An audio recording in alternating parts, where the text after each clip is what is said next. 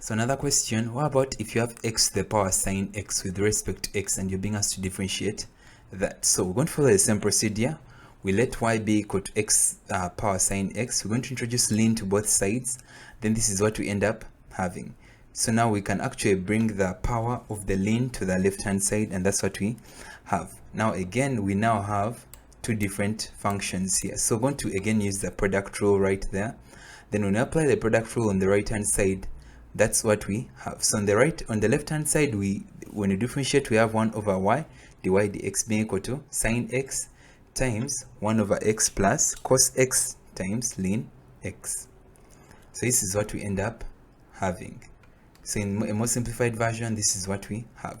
So we're going to cross multiply and we're going to have a y on the right hand side.